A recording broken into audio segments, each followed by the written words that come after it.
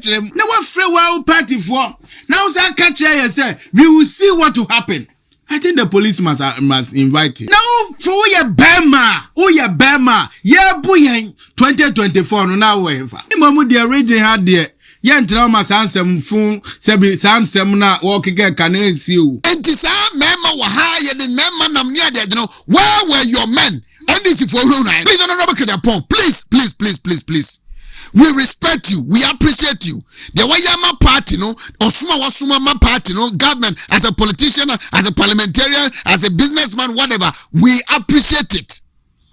But uye diebu, uye ununa do. And as the bia ukasa, just I would dare party, no, unkwa we wine. Because you're far away ni mampeni.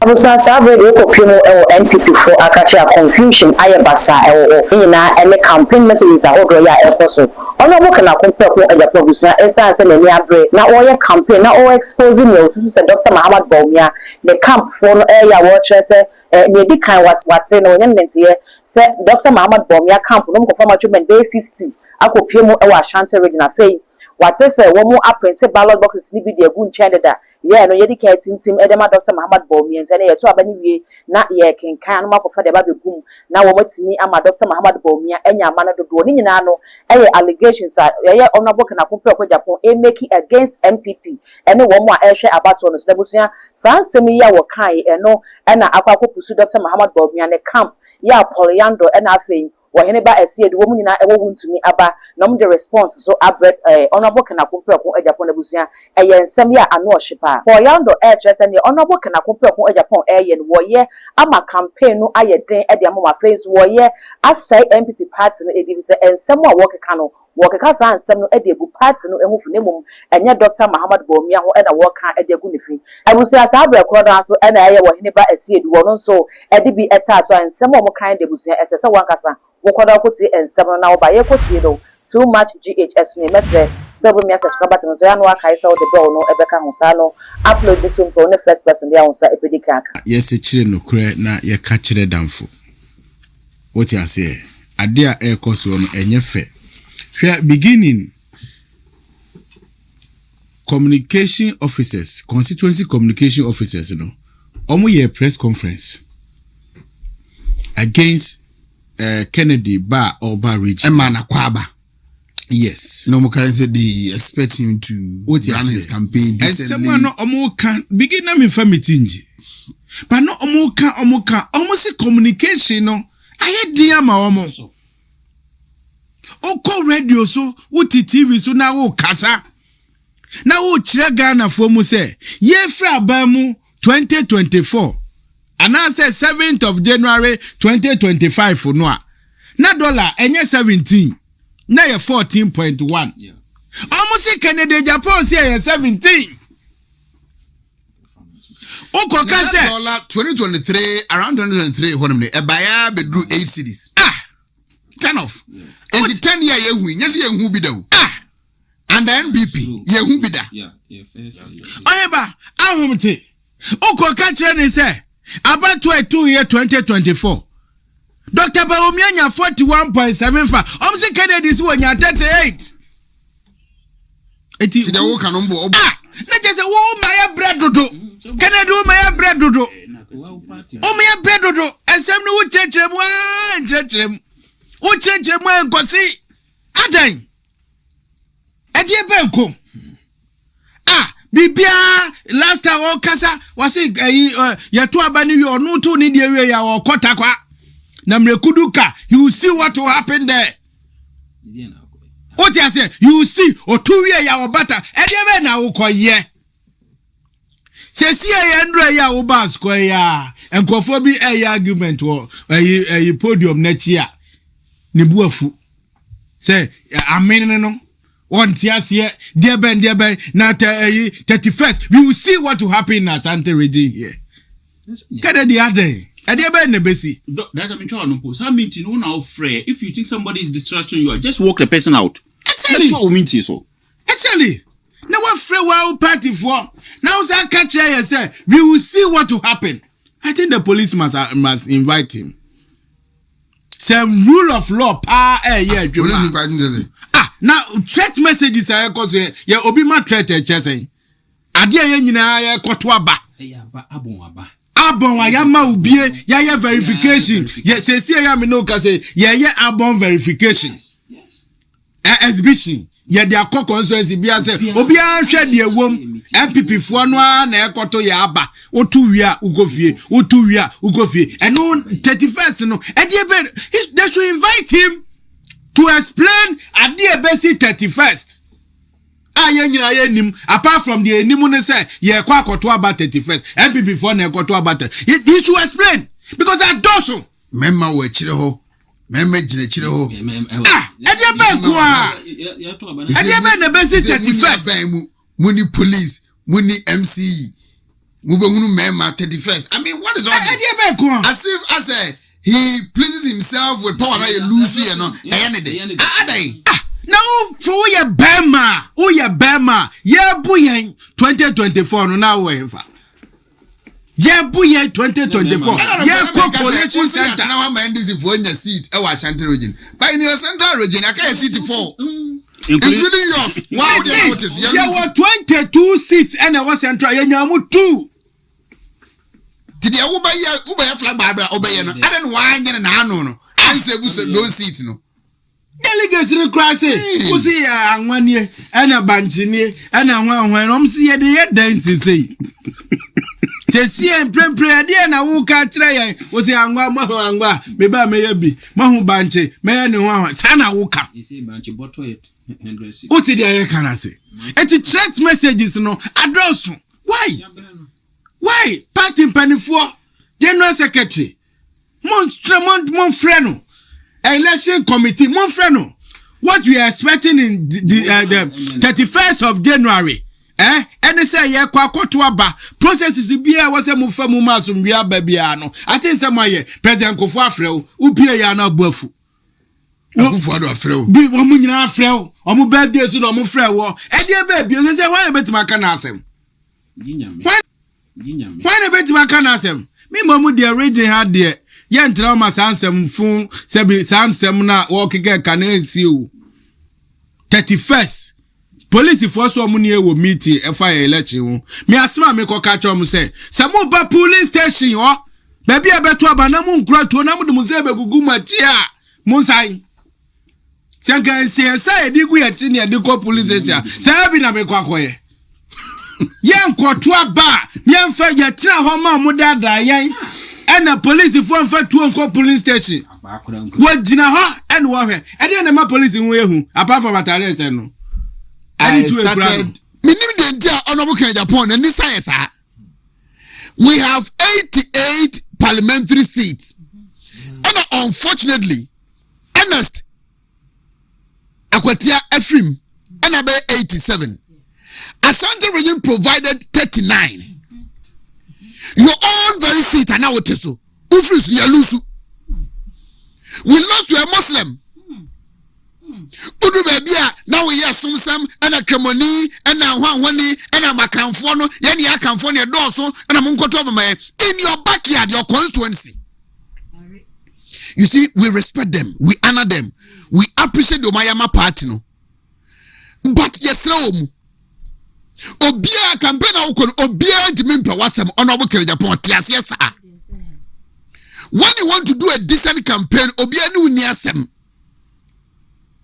And so I have demonstrated that me anytime bia minister kabedin ko mobia or be call me without how is your campaign going no akanasem. The only times I disagree with him try no na making okoye and tribalism and religious politics. Kwabna boati betna hanma obeye and decent campaign we allowed him, he did it. Obia nsinu kwan obia hunahuna no. And this member were higher than member namnia de no. Where were your men? And this is for who I know. So what's the member and this is for who in 2024? Where were your men? And now because we were not the presidential candidate, now we'll try me lusu. Now the Benyas Maka. And this is for your city say in Ashanti region. At your backyard, your central region. Your city say oh. So if you have the Midas touch, seat lose ya at then 2024 Obeka say no nya presidential candidate and no ja NPP ni ye. In any case, so no nya presidential candidate kwana u seat na wu ja no no. How did you protect it for us? Obo wo ba ko do say. E una na do so do. If you have the men, where were the men? Your so-called NDC for right now omuwai. Here na kende Japan akwa campaign obi esi ni kwan so manenye. And una ye munia ben mu ni ade de as if say power na lose as ye de. Because in a center you lose vote. Ulusu ya wo there want to me say oba deliver in a center nyame ahwe no. Now we expect the bay e wa center region. Please don't please. We respect you. We appreciate you. The Wayama party, no, Osuma party, no, government, as a politician, as a parliamentarian, as a businessman, whatever, we appreciate it. But uye do. And a mema waha, and at the 1st January, Mubu mema, and a bema PM run why? And as a bia o kasa just I would dare party no unkwa we wine. May the last thing I will permit on this platform to Babet Hanum Abeka say it yaw. But there was okay kakono. O ya ma ho kwan man kola ni biba no ma beka bi etiaw. O ya o campaign. Yes wo akwa asokwa. And the deputy organizer. The kofa we nya ba I don't know. And I will say you lose asonase seat. Who the question Dr. Bawumia and the deputy organizer rose up. No say from 1992 D party na chino. As one say yeah reneda. And you can't blame as one city lose here on Dr. Bawumia. Anyway. Except that the narration they gave me, from you but I have spoken to the deputy organizer this morning. That is the account he gave me. And I'm a member, and I'm away, and I'm away, and I'm away. Where were your men? If it is your own some now can say no cry, and this is for no member now will no more way. Or because you were not a presidential candidate in the name or you were waiting for us to lose. Now they are Samaka. Please, we respect you for all what you have done for the party. Now, no more 10 cents of Agyapong. I stood here, spoke against it. But honorable Agyapong, Mr. I thought I was also to break. Monso amone namono, mon kasancheno. Someone can want to so my unu. Because you am way ni mampani. Na sembia ba unu bia sabe ya kwaya ya mo bra bia yi no. Asebo wa ya unu e bura nchebu ya nifa so. Na wo di asembia obi abeka bia ba yi na no. Na say that be di mampani dia obeda kwa concentrate on governance no. Too much. Too much. And at 31st January, Mubu Mama and a Bema Bieni Ho and a one when he said Munia Bemu. Yea, Bamuda Wabemu. Maybe Ebia Wabemu. Ebia on the Wabemu, Ebia Luciano. I thought I would see any Casa as I ended the crisis Lusu power. Why do you do that? You have suffered because of this party. You have paid your dues for this party. But I thought that Nyabutre, control your temper. No, I said, yeah, on Unkwane Bema, Minim so be a catch and say on 31st January, no, I'm here to abet Tiana. Please, delegates no more quatrabano, Sabe. O Magna Munya Hasau. Obian to me, no, intimidate your Mamunko Tushu, your Mumpo. And to give them some kind of respect. Say out of their own volition, they would. I thought that why you are there too ayabro, so too much. Unqua, why? It is a Obia Case, okay, the amount, part Unqua. Honorable Agyapong, Unqua to my power by Unqua to my power by. na de bia say won ha dey. Oh, too much. Too much. Too much. Oh, ya manabroso. Oh, ya manabroso. Party mpanifo so say who say de be obi aso ntimi nka. De nipa bia ya party mu a mu from twi o manim no. Edru we. Edru de ono abaka Agyapong ye. Meme de mete ha no. Power na elusu ye no akame. So aya Bawumia nipa party mpanifo call that person, discipline him or her. I can Agyapong nipa call that person, discipline him or her. Say on one musina ya call him, discipline him. Now we show tisha which and as a musu grab musumu kahubi. And not the echoes in the echoes. To that baby as a number can as a more cash and a tardy near the day. Ade.